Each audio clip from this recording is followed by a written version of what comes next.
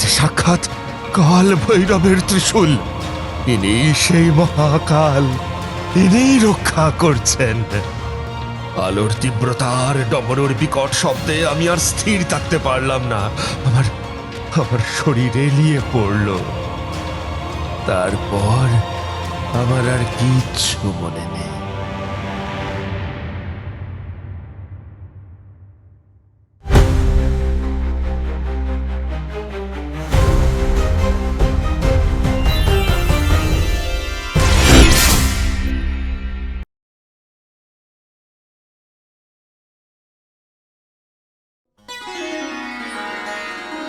দিনের আলো ম্লান হয়ে আসছে। পৌষের বেলা এমনিতেই ক্ষণস্থায়ী। শহর কলকাতা তার ধূসর রং আর ধোঁয়া মেশানো কুয়াশার চাদর বিছিয়ে দিয়েছে। ঘড়ির কাঁটা তখন বোধহয় 6টা ছুঁই ছুঁই, কিন্তু শীতের দাপটে মনে হচ্ছে যেন রাত গভীর। ফুটপাত ধরে হাঁটা প্রতিটি মানুষের মুখ ঢাকা। কেউ মাফলার জড়িয়েছে, কেউ বা শাল। আমি কিশোরী সেনের দিকে একবার তাকালাম। এই ঘনিয়ে আসা শীত আর কলকাতার এই পুরনো ইতিহাসের গন্ধ মাখা গলিগুলো সব মিলে মিশে অন্যরকম একটা পরিবেশ তৈরি করেছে। আমার মনে হলো ঠাকুরমশাইয়ের কাছে এই মুহূর্তে না গেলেই নয়। চলো কিশোরী, অনেকটা বেলা করে ফেললাম। ঠাকুরমশাই হয়তো এতক্ষণে চায়ের কাপ হাতে বসেও গেছেন।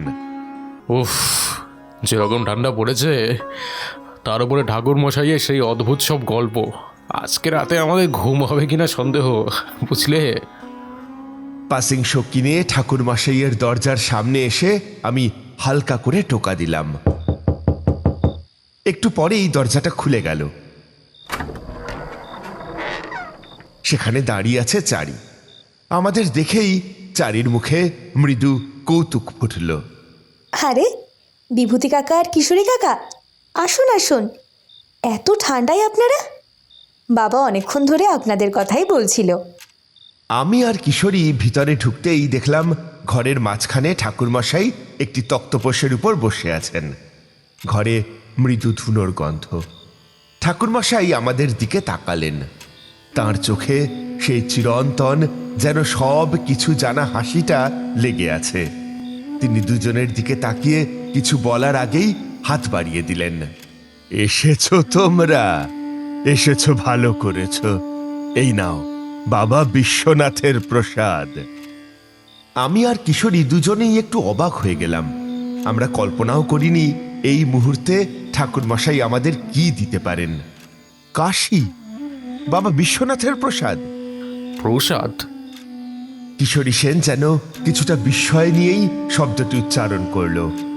ঠাকুরমশাই স্মিত হেসে বললেন, হ্যাঁ কিশোরী, মহাদেবের প্রসাদ। নাও নাও নাও, হাত বাড়াও। আমি আর কিশোরী একে অপরের দিকে তাকালাম। তারপর দুজনেই হাত বাড়িয়ে শ্রদ্ধার সঙ্গে সেই প্রসাদ গ্রহণ করলাম। আমি প্রসাদটা একটা কোনায় রেখে পকেট থেকে নতুন কেনা পাসিংশো সিগারেটের প্যাকেটটা বের করে ওনার দিকে বাড়িয়ে দিলাম। এই নিন ঠাকুরমশাই, আপনার জন্য। কিন্তু একটা কথা, আমরা তো হঠাৎ এলাম, আর আপনি কি বলছেন? কাশী, এই ঠান্ডার মধ্যে কাউকে কিছু না জানিয়ে এত বড় একটা কাণ্ড। ঠাকুরমশাই আমার বাড়িয়ে দেওয়া সিগারেটের প্যাকেটটা নিলেন। চোখে তাঁর এক উজ্জ্বল হাসি। তিনি সিগারেটটা ধরিয়ে একটা লম্বা টান দিলেন। ধোঁয়ার রিংগুলো শীতের বাতাসে মিলিয়ে গেল। কাশী, হ্যাঁ বিভূতি, কাশী ভ্রমণ। তোমাদের হঠাৎ না জানিয়ে ওখানে যাওয়া আর আমাদের কাশী থেকে ফিরে আসা দুটোই বেশ নাটকীয় হয়ে গেল, তাই না? তিনি হাসি মুখে সিগারেটের ছাই ঝেড়ে রেখে বললেন, আসলে কি জানো বিভূতি, একটা বিশেষ কাজে সেখানে যেতে হয়েছিল। কাজটা এমন জরুরি ছিল যে তোমাদের বলে যাওয়ার সুযোগ আর হয়নি।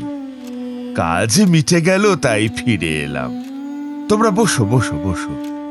চারি, কাকা বাবুদের জন্য কড়া করে গরম চা আর সঙ্গে কিছু খাবার দাও তো। আমি আর কিশোরী ততক্ষণে আরাম করে বসে পড়েছি।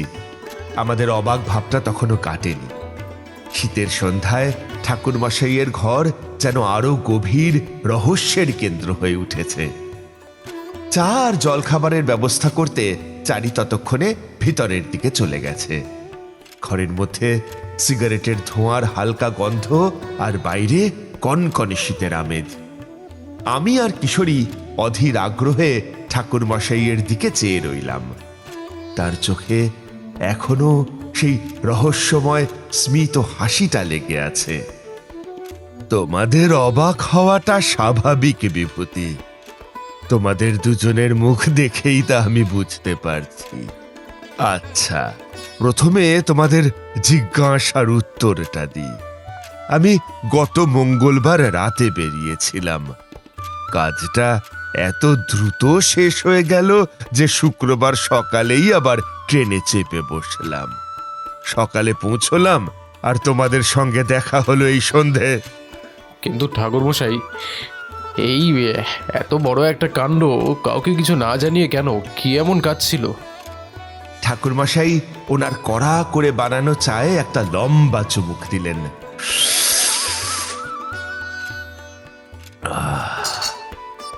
কাজটা সাধারণ ছিল না কিশোরী, বলতে পারো কিছুটা গুরু আজ্ঞা আর কিছুটা সংবাদপত্রের তাগিদ।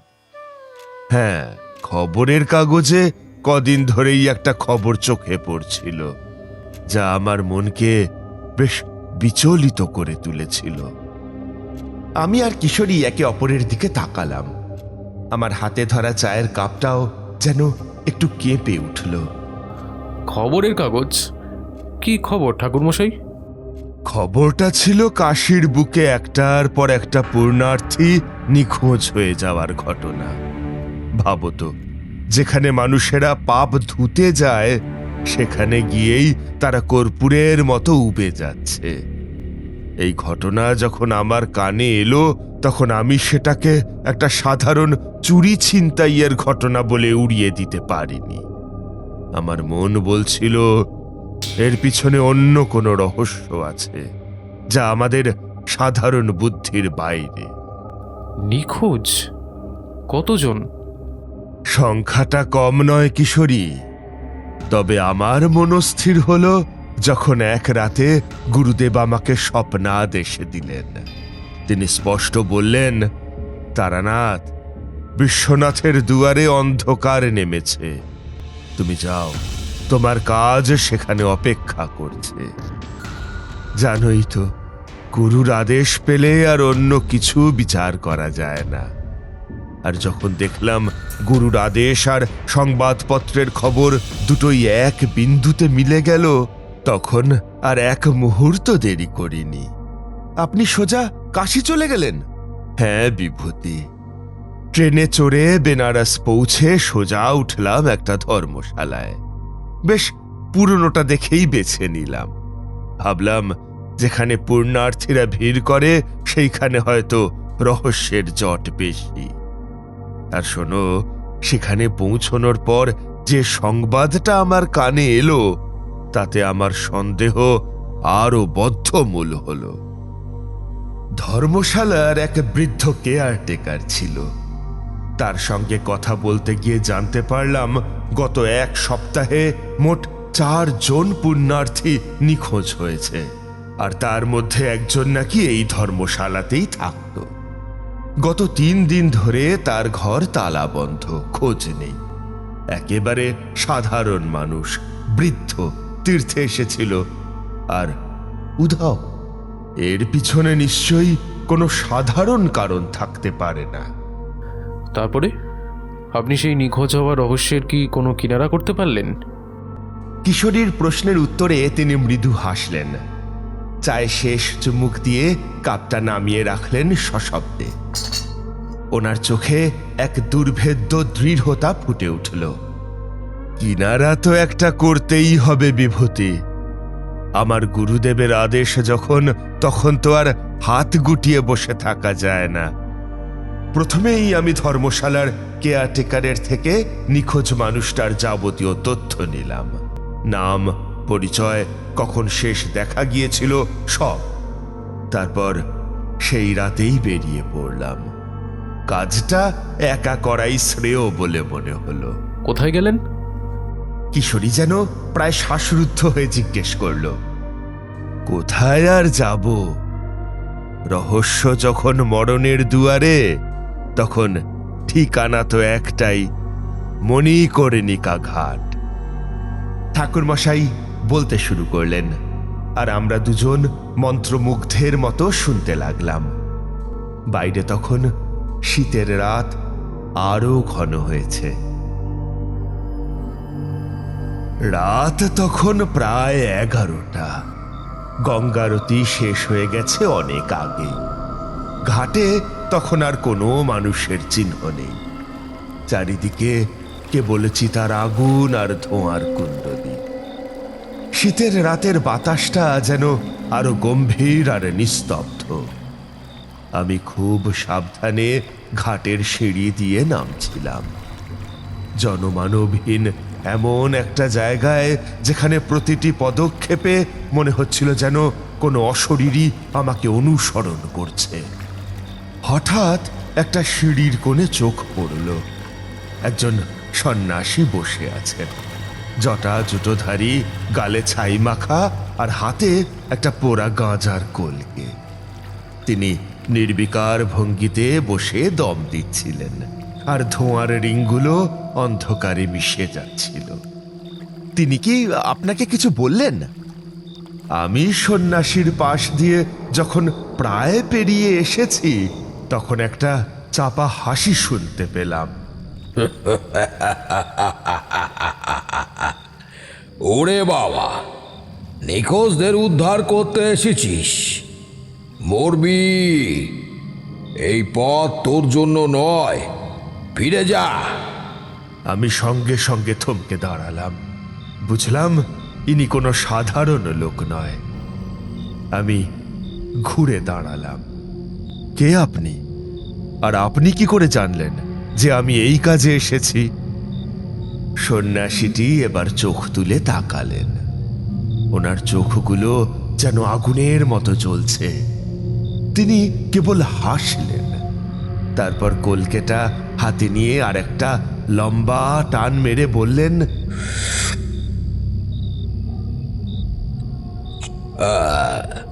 জানার অনেক রাস্তা আছে বাবা। তুই যেমন জানতে এসেছিস, আমিও তেমনই জানি। তবে তুই কি নিশ্চিত মরতে চাস? মৃত্যুকে ভয় পাই না। বলুন, কিভাবে উধাও হচ্ছে এই পুণ্যার্থীরা? আমি জানতে চাই এই রহস্যের পিছনে কি আছে। সন্ন্যাসীটি এবার কলকেটা নামিয়ে রাখলেন। তিনি মণিকর্ণিকার দিকে হাত দিয়ে ইশারা করলেন। ওনার গলার স্বর এবার আরো গাঢ়, আরো রহস্যময়। দেখছিস ওই ঘাট? এর ঠিক পিছনে, যেখানে সব থেকে বেশি চিতা জ্বলে, সেখানেই আছে একটা গুহা। অনেক পুরনো। সেই গুহার ভিতরে যে একবার গেছে, সে আর কখনো ফিরে আসেনি।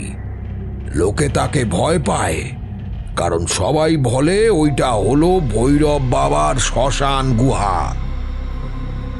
ঠাকুরমশাই থামলেন। ওনার চোখে তখন সেই রাতের ঘাটের ভয়ানক দৃশ্যটা যেন ভেসে উঠেছে। তারপরে আপনি কি গুহাটার দিকে গেলেন?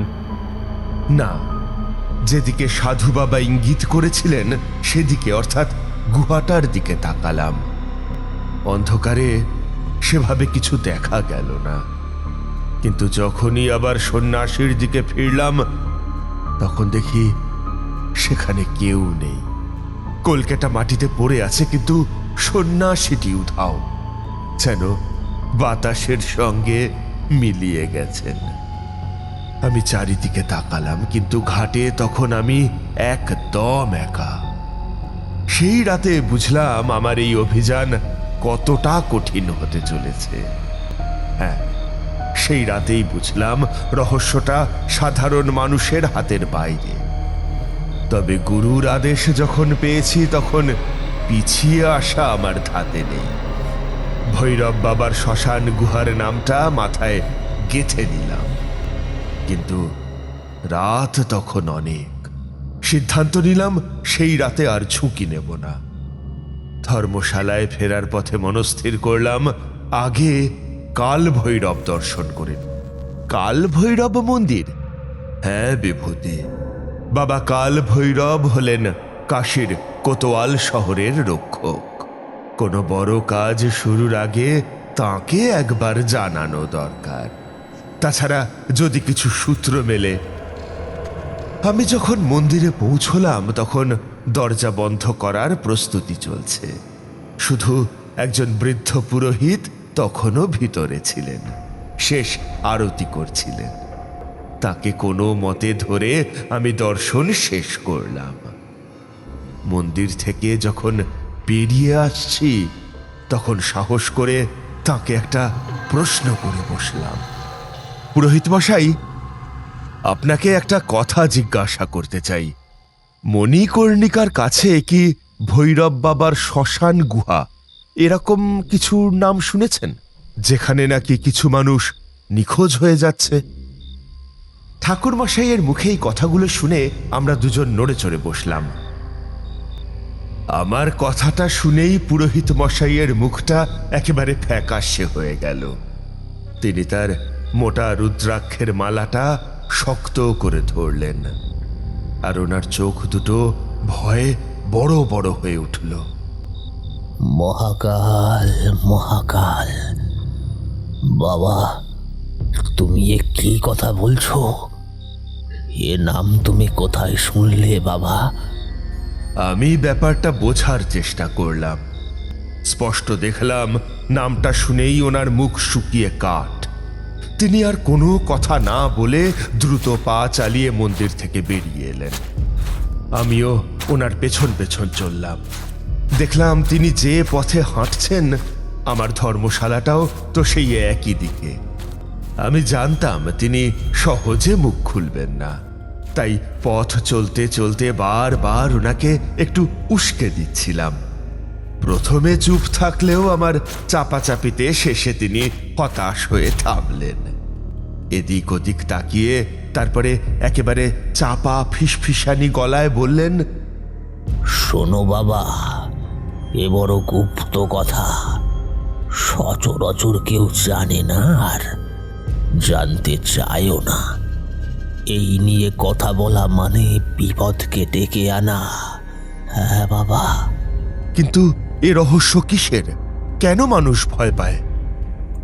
শুনেছি ওই গুহাটা নাকি হাজার হাজার বছরের পুরনো, আর ওর ভেতরে আজও অঘরী সাধকের আত্মা ধ্যানে লীন হয়ে আছে।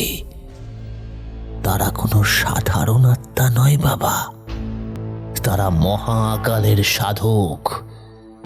তাদের তপস্যার স্থান এটি, আর যদি কেউ সেখানে প্রবেশ করে তবে সেই তপস্যার বিঘ্ন ঘটে। শুধুমাত্র অঘরী সাধক, আর কিছু নয়? তা নয়তো কি। আর শোনো বাবা, যারা সত্যি সাধনা করে তারা বলে প্রতি রাতে তৃতীয় প্রহরে, যখন সব থেকে গভীর রাত, তখন ওই গুহার ভিতর থেকে নাকি ডমরুর শব্দ ভেসে আসে, চাপা মৃদু সেই শব্দ। আর সঙ্গে সঙ্গে পুরো বাতাসে ছাইয়ের গন্ধ ছড়িয়ে পড়ে। এই শ্মশান গুহা সাধারণ জায়গা নয় বাবা, ভৈরবী জানেন কি চলছে সেখানে।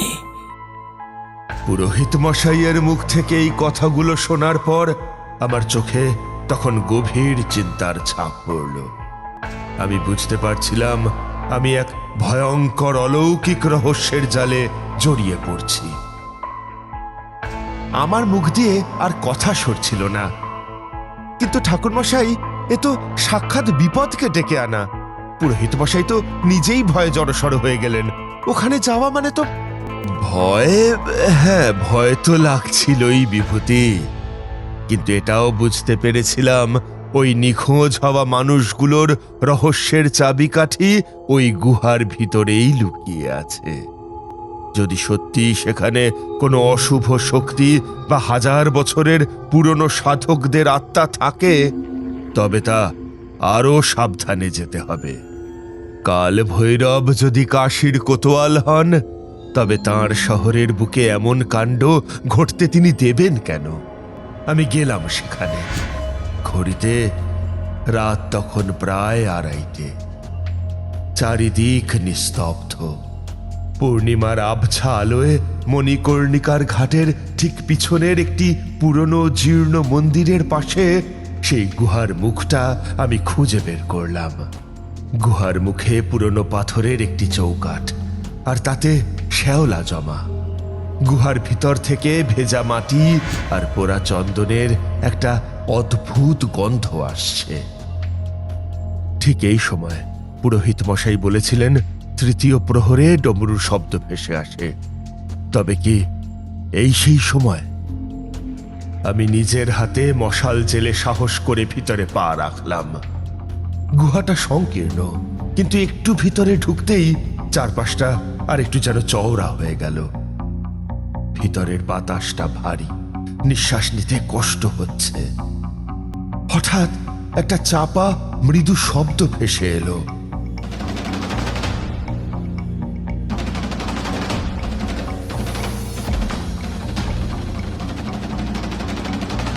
ওই তো শুনতে পাচ্ছি ডমরুর শব্দ। আর আর আর এটা কিসের গন্ধ? ছাই, পোড়া ছাইয়ের গন্ধটা ক্রমশ জোরালো হচ্ছে। আমি সাবধানে মশালটা ঘুরিয়ে দেখলাম। গুহার দেওয়ালগুলো সব কালো পাথরের, স্যাঁতস্যাঁতে। হঠাৎ মশালের আলো একটা বড়সড় থামের মতো পাথরের উপর পড়ল, যার চারপাশে অজস্র কঙ্কাল স্তূপীকৃত হয়ে আছে। আমি আমি আতঙ্কে এক ধাপ পিছিয়ে গিয়ে দাঁতে দাঁত চেপে বললাম, ও, এই তবে নিখোঁজ হয়ে যাওয়া মানুষগুলো, তাদের দেহ। এদের শুধু হাড়গড়ি পড়ে আছে। তবে কি এদের আত্মা এখনো? ঠিক তখনই গুহার ভিতরের মশালের আলোর বাইরে অন্ধকার কোণগুলো থেকে চাপা ফিসফিসানি শুরু হলো। গুহার বাতাস যেন কাঁপছে। আমি স্পষ্ট অনুভব করলাম অসংখ্য চোখ আমাকে দেখছে।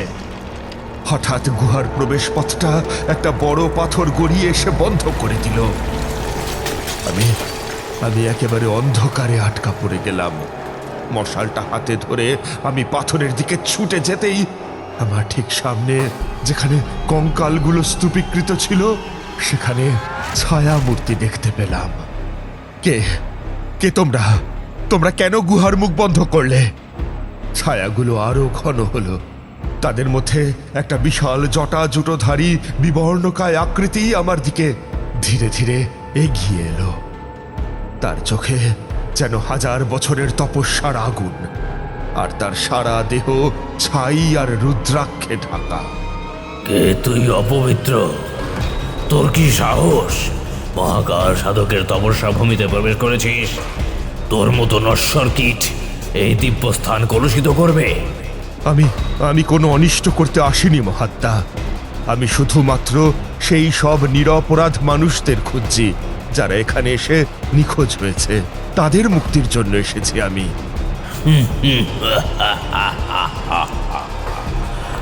মুক্তি? এখান থেকে কোনো মুক্তি নেই। যে একবার এই ভৈরব গুহায় প্রবেশ করে, সে মহাকালের চরণে বিলীন হয়ে যায়। তাদের রক্ত, তাদের প্রাণ সবই আমাদের তপস্যার আহুতি। তুইও এসেছিস আমাদের তপস্যায় বিঘ্ন ঘটাতে। তোর কি জানা নেই, তপস্যা ভঙ্গ হলে মহারোষ জাগে? সঙ্গে সঙ্গে আরো বেশ কয়েকটি অঘরী সাধকের ছায়া আমাকে ঘিরে ধরল। তাদের হাতে ত্রিশূলের মতো কিছু একটা দেখা গেল, যা পাথরের মেঝেতে ঘষা খাচ্ছিল। শান্তি ভঙ্গ করিস না মূর্খ। তোর মাংস দিয়েই আমাদের ক্ষুধা মেটাবো। তোর আত্মাকে আমরা এই গুহাতেই 1000 বছর ধরে আটকে রাখবো। মরতে আমি ভয় পাই না, কিন্তু যতক্ষণ এই রহস্যের শেষ দেখছি ততক্ষণ আমি হার মানব না। ছায়াগুলো দ্রুত আমার দিকে তেড়ে এলো। তাদের হাতগুলো যেন হাওয়ার মধ্যে দিয়ে এসে আমার শরীর ভেদ করতে চাইছে। আমি প্রাণপণে তাদের আক্রমণ প্রতিহত করার চেষ্টা করতে লাগলাম। গুহার ভিতরে ডমরুর শব্দ আর ছাইয়ের তীব্র গন্ধে যেন মৃত্যু নাচছে। তোমরা শুধু ছায়া, কেবল মায়ার জাল। তোমাদের এই ক্রোধের শক্তি আমাকে স্পর্শও করতে পারবে না। কথাটা বলেই আমি ঝোলা থেকে একটা ছোট শিশি বের করে নিলাম। সামান্য পরিমাণে গঙ্গার জল বের করে নিলাম, যা আমি সর্বদা সঙ্গে রাখি। আমি সেই জল নিজের চারপাশে ছুঁড়ে দিয়ে মন্ত্রপুত করার চেষ্টা করলাম। দিগ্বিদিক রক্ষা, রুধির চক্রভেদী হে মহাকাল, রক্ষা করো, সুরক্ষা বলয় নির্মাণ হোক। আমার চারপাশে জলের কণাগুলো যেন মুহূর্তে একটা ক্ষীণ নীলচে আভা তৈরি করলো। ছায়া মূর্তিগুলি সেই বলয়ের কাছে এসে থমকে গেল, যেন কোনো একটা অদৃশ্য প্রাচীর তাদের বাধা দিচ্ছে। কিন্তু তাদের সম্মিলিত শক্তি অনেক বেশি ছিল। কে তুই সামান্য জল ছিটিয়ে আমাদের রুখবি? তোর এই মায়ার বাঁধন ছিঁড়ে ফেলি। সবচেয়ে কাছে যে ছায়াটা ছিল তার চোখ দুটো হঠাৎই রক্তবর্ণ হয়ে উঠল। সেই চোখ থেকে বিদ্যুতের মতো একটা তীব্র ঝলক এসে আমার হাতের সুরক্ষা বলয় ভেদ করে আমার বাম হাতের কিছুটা অংশ ঝলসে দিল। এ কি ভয়ঙ্কর শক্তি! এখনো শান্তি চাস না মূর্খ? দেখ তোর শক্তি কিভাবে কেড়ে নি। সঙ্গে সঙ্গে অন্য এক সাধকের ছায়া হাত তুলে কিছু একটা মন্ত্র পাঠ করলো। আমি অনুভব করলাম আমার শরীরের সব শক্তি যেন কেউ শুষে নিচ্ছে। আমার হাত পা ভারী হয়ে গেল, চোখের সামনে সব ঝাপসা লাগতে শুরু করলো। আমার মানসিক ক্ষমতা বা তান্ত্রিক জ্ঞান সব কিছুই যেন মুহূর্তে শেষ হয়ে গেল। আমি মাটিতে হাঁটু গেড়ে বসে পড়লাম। এইবার বুঝি সব শেষ? না, শেষ নয়, শেষ চেষ্টা। আমি কোনো মতে নিজেকে টেনে নিয়ে কঙ্কালের স্তূপের কাছ থেকে একটা পুরনো রুদ্রাক্ষের মালায় জড়ানো ডমরু তুলে নিলাম। ডমরুটার গায়ে ছাই লেগেছিল, কিন্তু তার মহিমা যেন ম্লান হয়নি। জয়, জয় কাল ভৈরব! যদি সত্যি তুমি এই স্থানের অধিপতি হও, রক্ষা করো। আমি আমার সমস্ত মনোযোগ দিয়ে একটি মন্ত্র স্মরণ করে পাঠ করতে লাগলাম। ওং রাং রিং রং রিং রং হশক্ষম মলবরায়ু খেমং কুরু কুরু মম রক্ষাং কুরু কুরু কাল ভৈরবায় নমঃ। আমি প্রাণপণে ডমরুটা বাজাতে শুরু করলাম। প্রথম কয়েকটা আঘাতে শব্দ হলো না, কিন্তু তারপরেই এক বিকট তীব্র ধ্বনি গুহার স্তব্ধতা ভেঙে দিল। সেই ধ্বনি যত জোরালো হতে লাগলো, আমার হাত থেকে ডমরুটা যেন নিজের থেকেই শূন্যে ভেসে উঠল। ডমরুটা শূন্যে ভেসে অবিরাম বাজতে থাকলো। সেই শব্দের তেজ আর আলোর উজ্জ্বল্য এতটাই বেড়ে গেল যে ছায়া মূর্তিগুলো যন্ত্রণায় কুঁকড়ে যেতে লাগলো। তাদের বিকট হাসি পাল্টে গেল আর্তনাদে। ঠিক সেই সময় ডমরুর শব্দের তালে তালে গুহার ছাদ ভেদ করে যেন আকাশ থেকে একটা নীলচে বিদ্যুৎ ঝলক নেমে এলো। সেই আলোর ঝলক যেখানে কঙ্কালগুলো ছিল, সেখানে একটা 3 মাথাওয়ালা জ্বলন্ত ত্রিশূলের মতো আকার ধারণ করল। এ যে সাক্ষাৎ কাল ভৈরবের ত্রিশূল! ইনি সেই মহাকাল, ইনি রক্ষা করছেন। আলোর তীব্রতার ডমরুর বিকট শব্দে আমি আর স্থির থাকতে পারলাম না। আমার শরীর এলিয়ে পড়ল। তারপর আমার আর কিচ্ছু মনে নেই।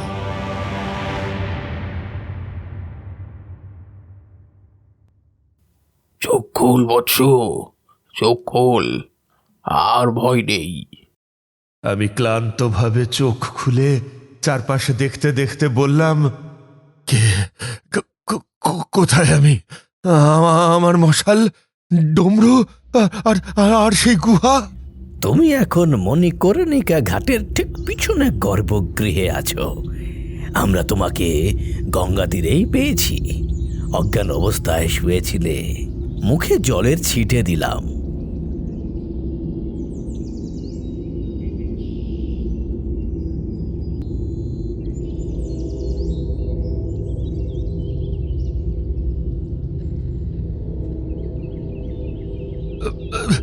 মণিকর্ণিকা ঘাট। আমি কি তবে সত্যি ফিরতে পেরেছি? আমার আমার সেই ভয়ঙ্কর রাত। তোমার কপাল খুবই ভালো, তোমাকে রক্ষা করেছেন স্বয়ং বাবা কাল ভৈরব।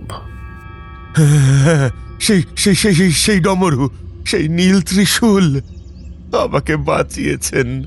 আমি আমি বুঝতে পেরেছি, আমাকে বিপদের চরম দিনে কাল ভৈরবের করুণাই রক্ষা করেছে। শরীর কিছুটা সুস্থ হওয়ার পরই আমি দ্রুত হাতে মুখে জল দিয়ে সেই স্থানে ফিরে গেলাম যেখানে গুহার প্রবেশ দ্বারটি ছিল। এ কি, যেখানে গতকাল গুহার মুখ বন্ধ হয়েছিল সেখানে তো শুধু একটা মসৃণ পাথরের দেওয়াল, কোনো চিহ্ন নেই। গুহাটা কোথায় গেল? আমি বহুক্ষণ সেই স্থানে ঘুরলাম, কিন্তু সেই ভৈরব গুহার কোনো প্রবেশ পথ আমি আর খুঁজে পেলাম না। যেন প্রকৃতি নিজেই সেই রহস্যকে চিরতরে লুকিয়ে ফেলেছে। তবে কি সেই অঘরী সাধকদের আত্মা মুক্তি পেল? হয়তোবা আর কখনো এই পবিত্র কাশীর ভূমিতে উপদ্রব ঘটবে না। আমি মণিকর্ণিকা ঘাটের কাছে কাল ভৈরবের মন্দিরে গিয়ে ভক্তি ভরে পূজা দিলাম, তার কাছে কৃতজ্ঞতা জানালাম। এবার ফিরে যাওয়ার পালা। বাবা বিশ্বনাথের আশীর্বাদ নিয়ে এবার আমি কলকাতায় ফিরে যেতে পারবো। কাল ভৈরবের মন্দিরের সিঁড়িতে বসে এক মুঠো ছাই নিয়ে কপালে তিলক কেটে আমি নিজের ব্যাগ গুছিয়ে কলকাতার উদ্দেশ্যে রওনা হলাম। সেই রাতে যা ঘটেছিল তা কেবল আমার জীবনের ভয়ঙ্কর এক স্মৃতি নয়, বরং মহাকাল কাল ভৈরবের এক অলৌকিক লীলা।